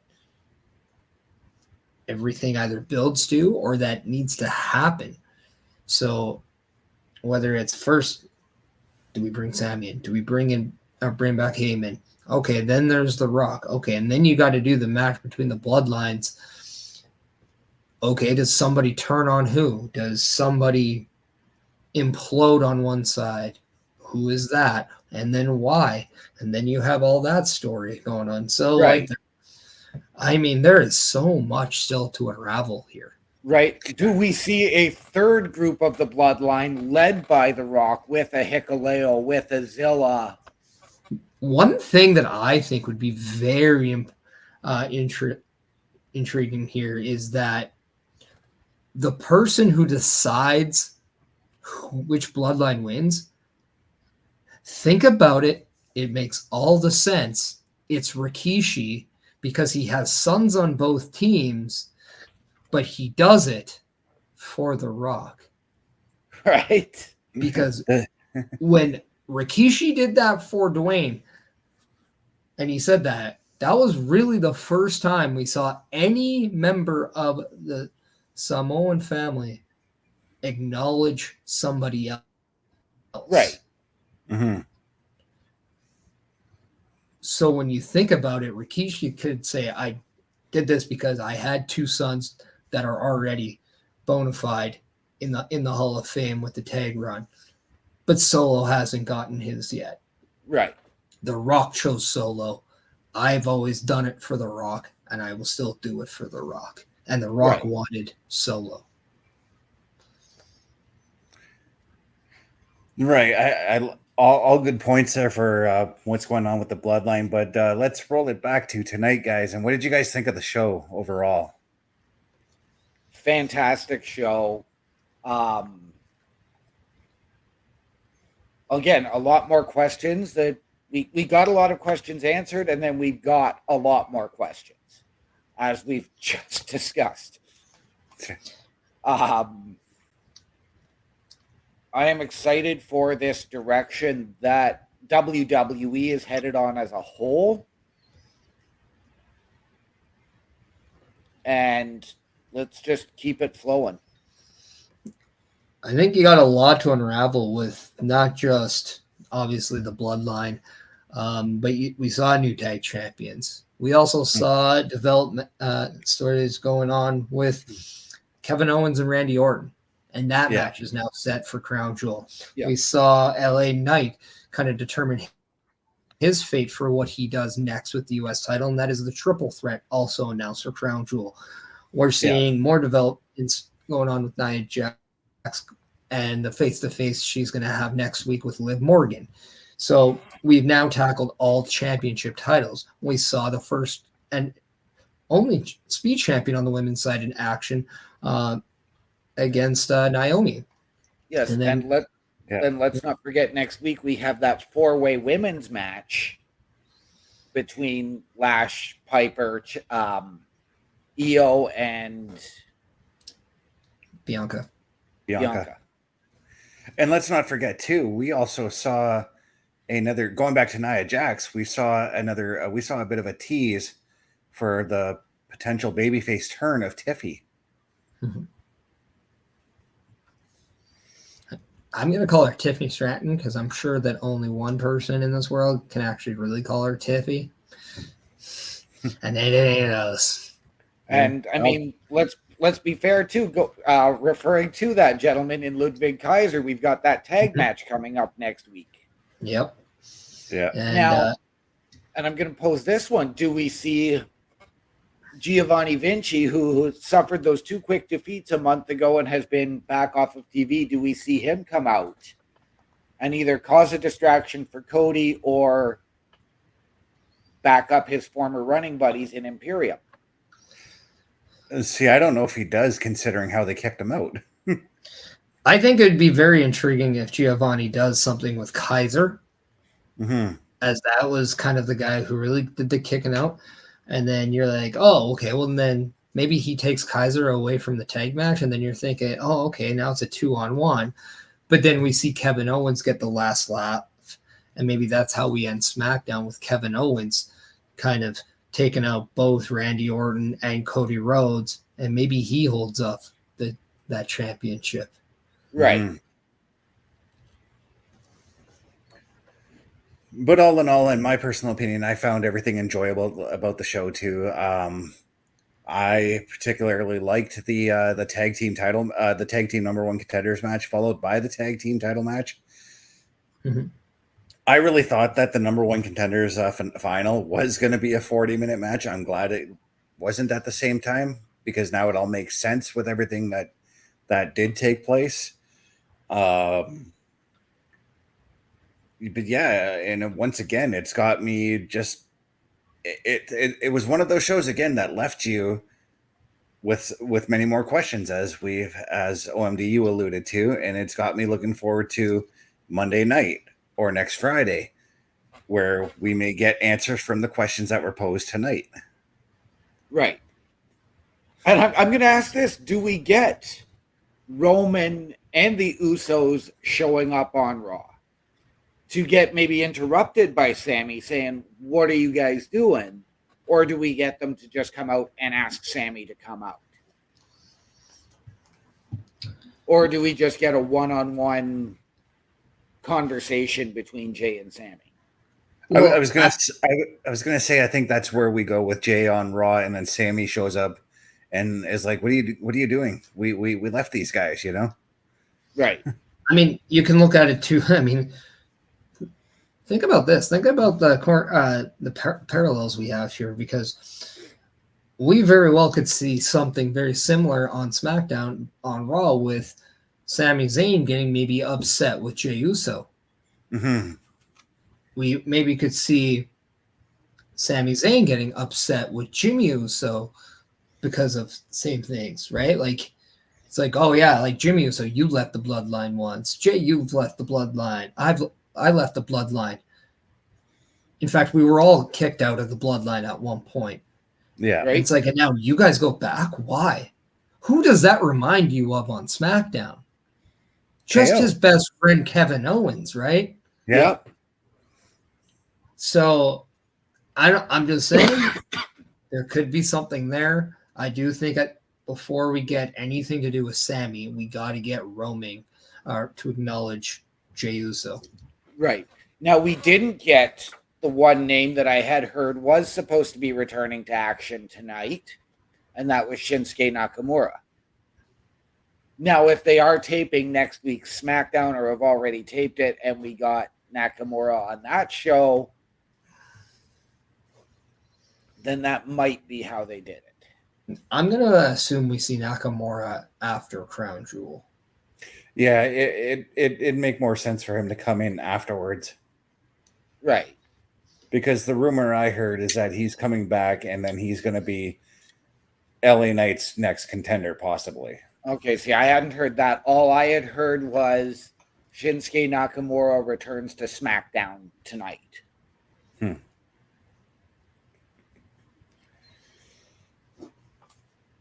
But now that we've got all our thoughts out of the way, what do you say we get them old socials handed out there? Starting with you, Mr. Chris Parrish. Yeah, I got a link tree. It has all that good stuff. But more or less, if you want to go to that link tree, you'll see a lot of social medias, kind of like my Twitch, my Facebook, my YouTube, my X, and my Instagram Live. Why did I say those? Because those are all the platforms you can see the Chris Parrish podcast every Sundays at 12:15 p.m. Eastern Time, where I will talk about not just the Motor City Machine Guns' arrival and winning the tag team titles. I'll also talk about the War Raiders' return, but in great length. I'll even talk more about the tag team division that is the WWE. Among that, I will give my predictions for Crown Jewel, plus much more. Check it out, and I'll see you Sunday. All right. Now you, Mr. OMD. Well, everybody here now has the link tree. Everybody can find me at my link tree, linktr.ee/OMD show. All right. And you can also find me at my link tree, linktr.ee/Chris_best83. But if you want to check out where you're going to find me next, that'll be tomorrow night, 8 p.m. Eastern, for some Saturday Night Gaming. And on that note, on behalf of OMD, on behalf of Chris Parrish, my name is Chris Best. OMD, what are those famous words we like to go out on? In the immortal words of Carl Carafel, ladies and gentlemen, the world is a scary place. Take care of each other. From all of us here at Turnbuckle Studios, the Boar's Nest, I know we're not broadcasting to it tonight, but the Locker Room and CBRS Entertainment, to those of you out there, wherever you are, good night, good luck, we out. I'll be there when you're down, when you're losing your crown, till the afterglow, the afterglow.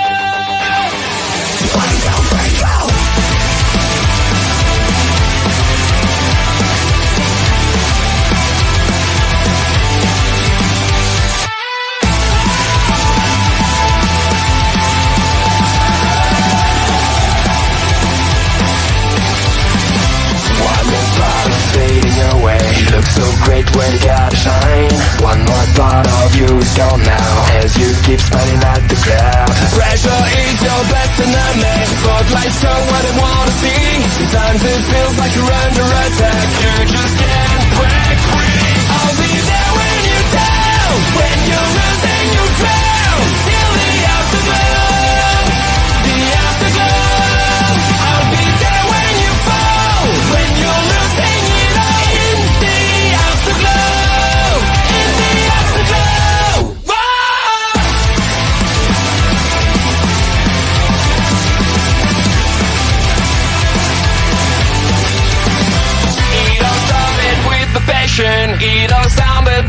dream. Remember